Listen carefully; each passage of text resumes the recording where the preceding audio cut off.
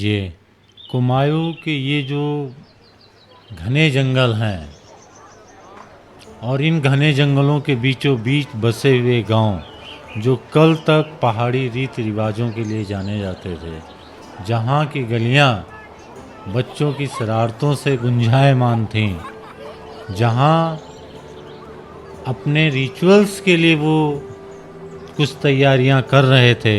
मतलब ये है कि पहाड़ी त्योहारों के लिए वो अपनी तैयारियों में व्यस्त थे। लेकिन आज वो सारे गांव एक अजीब से सन्नाटे में समाये हुए थे। आखिर हो भी क्यों ना, इन गांवों को किसी की नज़र लग चुकी थी, और ये नज़र किसी और की नहीं बल्कि एक बड़ी बिल्ली, जिसको हम इंसान बाघिन के नाम से या टाइग्रेस के नाम से जान रहे हैं, वो आ चुकी थी। आगे आप इस कहानी में देखेंगे, इस बाघिन के प्रकोप से शायद इन पहाड़ी गांवों के कोई भी घर नहीं बचा। क्या बच्चे, क्या बूढ़े, क्या जवान, सब एक एक करके इसके आगोश में समाते गए। जरा मंजर की कल्पना करने मात्र से सिहरन से उठती है।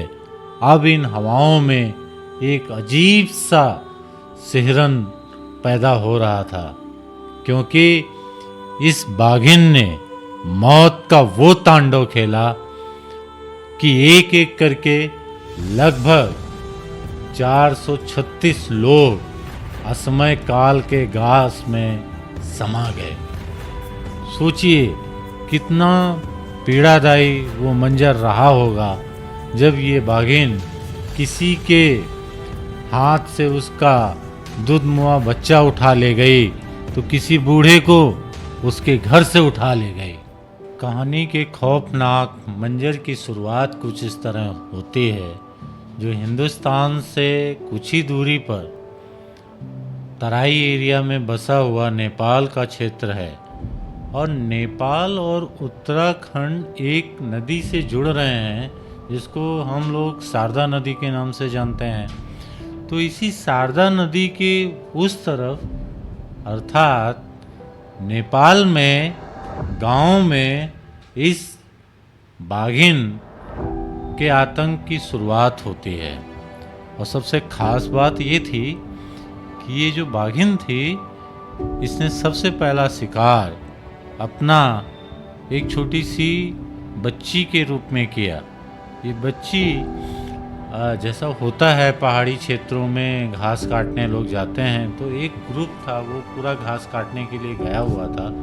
उसके साथ साथ में ये बच्ची भी गई थी, और इस बाघिन की हिम्मत की दाद दीजिए, इसने उस ग्रुप के बीचों बीच से अपने शिकार को सेलेक्ट किया और उसको धर दबोचा, और सबके बीचों बीच से इसने उस लड़की को उठाया और लेके भाग गए। यहाँ से इसकी शुरुआत होती है।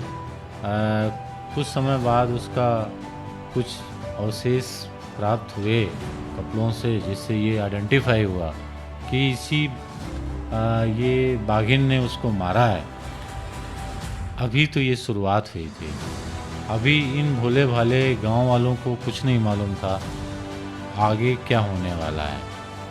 इसके बाद एक एक करके उस 50 किलोमीटर के क्षेत्र में, जो भारत की सीमा से लगा हुआ था, इसने अपना आतंक मचाना चालू किया। सबसे खास बात यह है कि टाइगर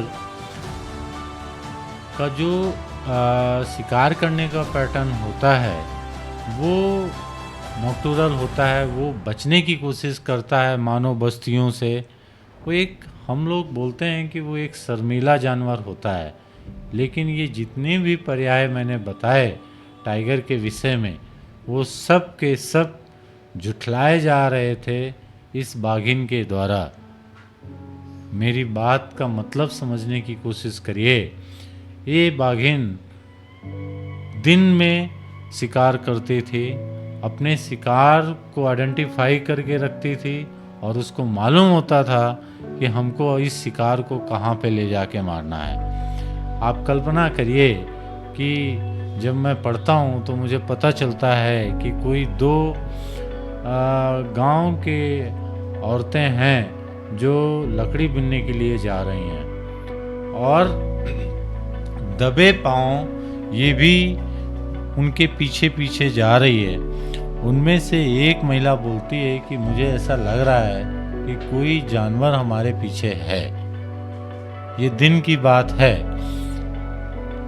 दूसरी जो महिला है उसने पलट के देखा, ये अपने आप को छिपा लेती है, लेकिन अगले ही पल इसने 2 कदम पीछे जाके झाड़ियों से ऐसा अटैक किया और इस महिला को उठाकर दूसरी महिला के बीचों बीच से लेके चली जाती है।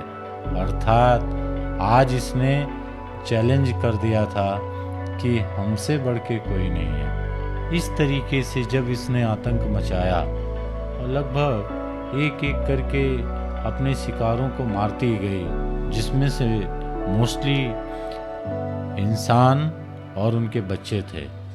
खास बात यही थी कि दिन हो या रात हो, इसके ऊपर कोई भी सिद्धांत लागू नहीं था। मौत का तांडव कहाँ से होगा इंसानों को नहीं पता था। खास बात मैं बता रहा हूँ कि पूरे का पूरा गांव खाली होने लगा।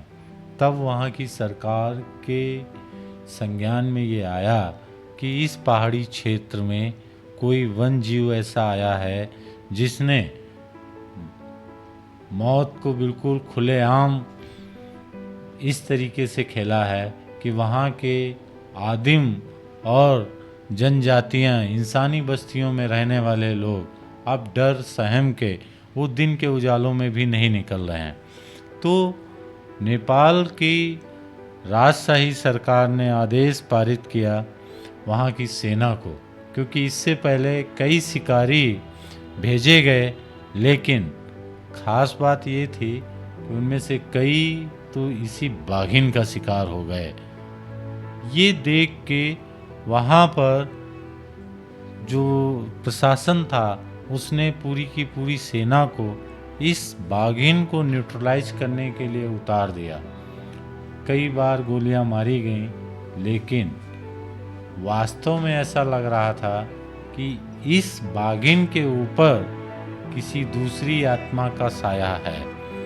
कोई भी गोली, कोई भी वेपन इस बाघिन का बाल भी बांका नहीं कर पा रहा था। उसके बदले में ये बाघिन एक एक करके इंसानी बस्तियों में या इन इंसानों को जो जंगलों में उनके पहुंच जाते थे मार रही थी।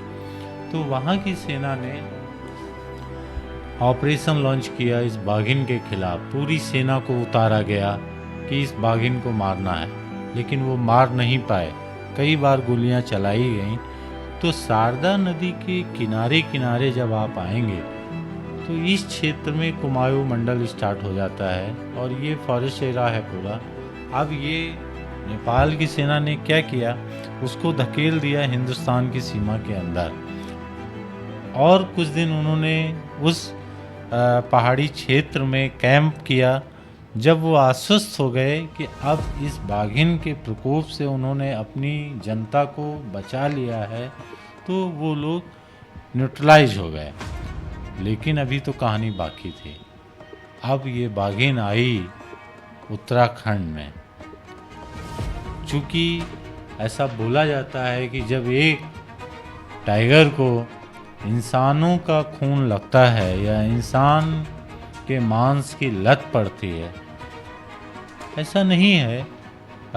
हम लोग जो वन्य जीव विशेषज्ञ हैं वो ये मानते हैं कि टाइगर इंसानों से दूर रहना ही पसंद करता है, क्योंकि ये एक शर्मीला जीव है, ऐसा कुछ नहीं होता है। लेकिन इस बाघिन के साथ ये सिद्धांत लागू नहीं हो रहा था।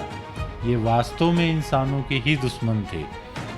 इसने इंसानी बस्तियों में जाकर इंसानों को चैलेंज कर कर के शिकार करना चालू किया।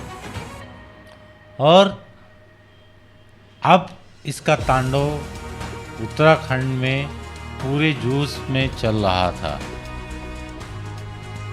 आप समझने की कोशिश करिए कि एक पहाड़ी घर है जिसने अपना दरवाज़ा बंद कर रखा है, लेकिन जैसा पहाड़ी घर बने होते हैं उन बहुत ऊंचे वो नहीं बनाए जाते हैं और ऊपर से उनमें सेट नहीं होता है। तो इसने ऊपर से छलांग मारी और उस घर के बीचों बीच में एक नन्हा बच्चा जो अभी कुछ ही दिन पहले पैदा हुआ है उसको अपने मुंह से दबोचा और फिर उसी छलांग के साथ बाहर निकल जाती है। अभी कुछ दूरी पे ही उस बच्चे के अवशेष खाए हुए मिलते हैं। आप सोचिए ये कितनी